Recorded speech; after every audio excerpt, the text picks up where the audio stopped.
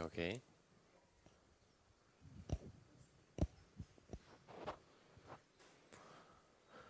Yes. So we would little bit meditate together, connect with present experience, and then discuss something. So let us close our eyes and find comfortable bodily position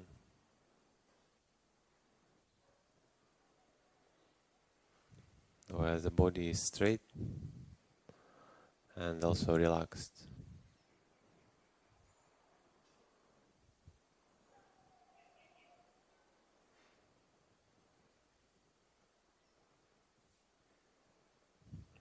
Try to be free from any unnecessary tension.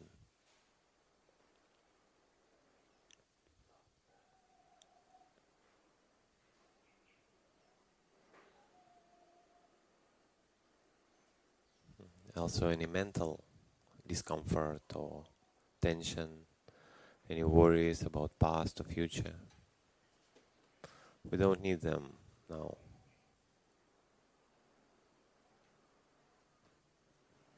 Just connect with present experience. What's happening right now? What I experience right now.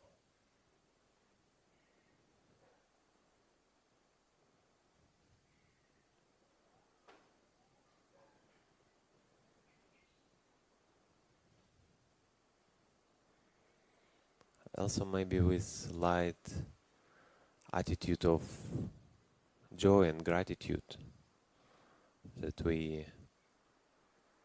healthy enough and able to practice some Dhamma, to develop our mind, to do some good deeds. So it's wonderful to have these opportunities.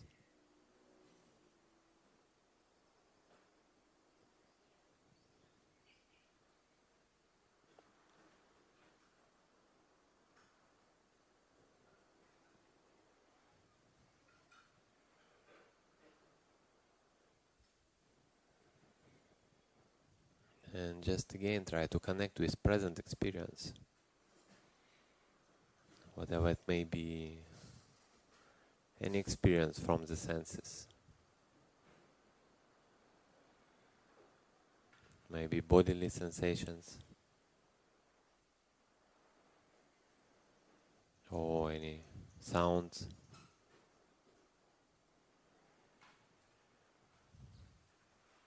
Just be aware of what's happening without making a story about this.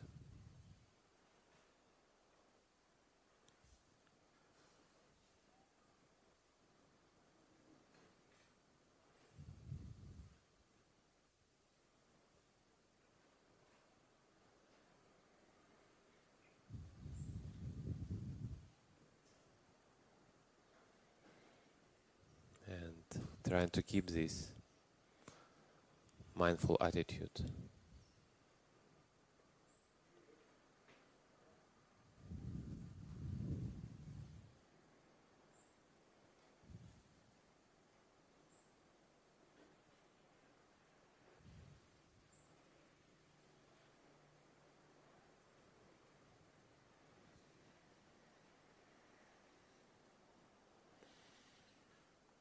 So I would like to invite you to a little bit maybe remind yourself about one of the wonderful, beautiful Brahma Vihara, which, as Bhante sometimes mentioned, like not really, we would say not practiced much or not encouraged by teachers, because we know like metta practice, friendliness, loving kindness, it's very well spread.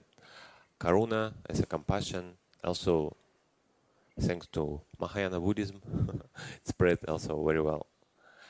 But next one is mudita, like they translate it as a sympathetic joy or appreciation or like sense of I'm happy for. So like one of the good translations, what I like. It's like, I happy for something, or I happy for someone. So I happy if something else happening, something good happening with someone else. And again, as also has been mentioned, that it's wonderful that this sense of happiness and joy may arise in you even with you in the situation when you don't have anything. Because usually we're happy when we have something, yeah, we get something, we get some whatever, like even, let's say, some food or some like relationship or whatever. But in this case, like someone else, he may just be even total stranger. I mean, of course, it's more difficult, much more easy to rejoice in that, for example, my son gets some good educational grade, yeah? Or my father like get free from some kind of disease or whatever. So people who you really associate, often like family members, friends, much more easy to rejoice because, I mean, their pain, it's your pain, yeah? Their joy, it's your joy. It's kind of natural. But if you're able to rejoice in people who not so, I mean, total stranger, it would be very difficult because you don't even know what's happening with them. It's very kind of difficult to know. But let's say just people who you know, they're not very close to you, but you just know them. Like it just happened. You maybe practice just together, and you know that some person like can sit for 1 hour, 2 hour, like very good samadhi. So you can rejoice in it. It's wonderful because you also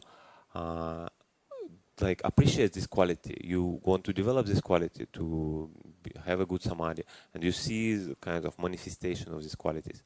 So, long story short, ability or active practice to rejoice in goodness of others, and of course on the like it can have a degree on maybe more, we would say, worldly level.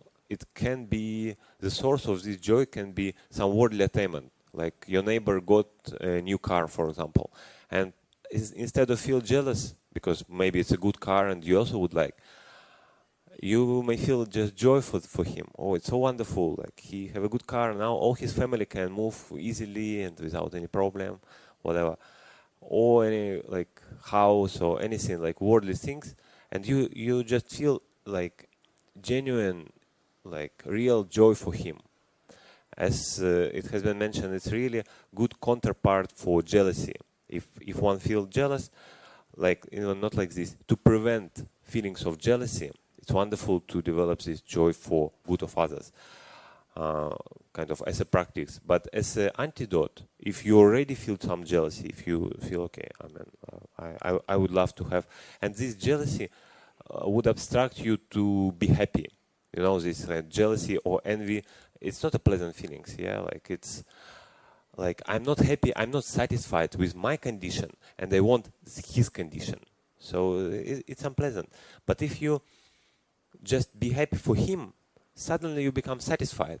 Because in suttas we also see that the mudita as a direct counterpart for, they call it arati, or dissatisfaction or discontent. Because you see, like, you jealous or you envy because you're discontent. And so you may feel happy for someone, like appreciate his good condition, and then suddenly you, I mean, not suddenly, slowly you become content even with your condition. Because once you're happy for him, the bottom line, you're happy. For what? Like it's a kind of how it's lead you to that state. But in the end, you're just happy. And happy and discontent, of course, cannot be together. You're happy, you kind of feel good.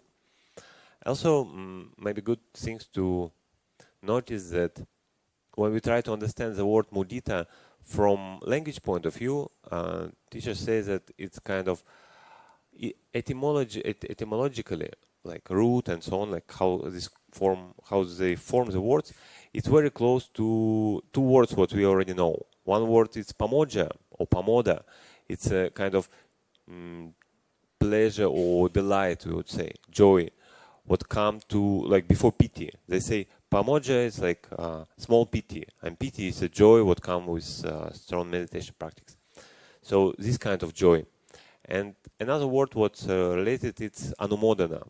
monks recite this Anumodana chant, like they rejoice. Sometimes they translate like rejoicing, and sometimes they translate thanksgiving recitation. So like monk receives some food, and then they recite some verses as a kind of act of appreciation or thanksgiving. That's why interesting to me that to start mudita, if for example for someone it's difficult to be happy for someone, yeah, like you really maybe not in that state, you're not in that position to really rejoice, I mean, for some reason, and then you may recollect the goodness what you have actually, not another person have, but what I have. Like I have wonderful kuti in SBS, yeah, anything, yeah, and you just feel gratitude. Oh, thank you for this condition. Thank you to my karma, or like even thank you to whom. It doesn't matter to whom.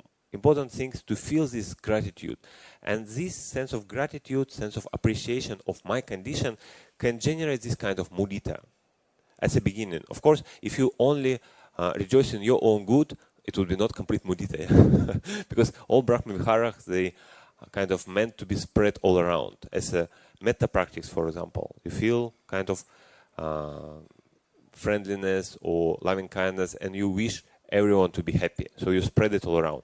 As karuna also, like sense of compassion, you feel compassion and you spread compassion everywhere. Same as mudita, because all of them they call immeasurable state, like Brahma Viharas, that state of kind of don't have any measure, don't have any limit. So once you generate mudita for someone else, for yourself as a gratitude, like as a source to generate, then you try to spread it all around.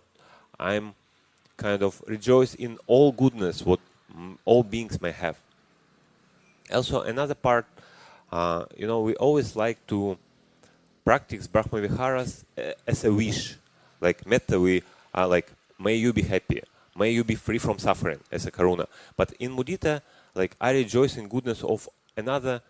How to put it in wish? Yeah, it's not so easy, and that's why I think in Visuddhimagga we have this: may these beings be not separate from the good fortune what they obtain already. So, but this wish may work only if you really rejoice in the goodness.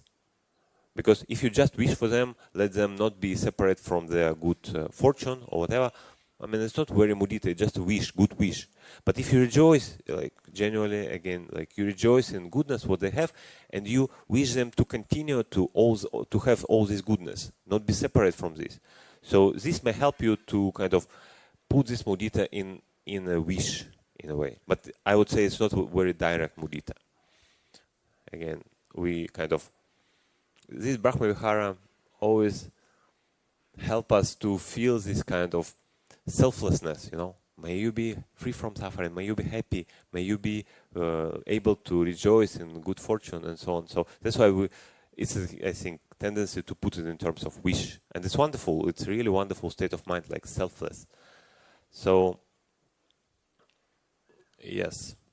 And in the end, like, we like to develop this state and to make this meditation boundless, to make this meditation like spread all around. Then the state of mind will be without any bondage, without any measure, without any limits.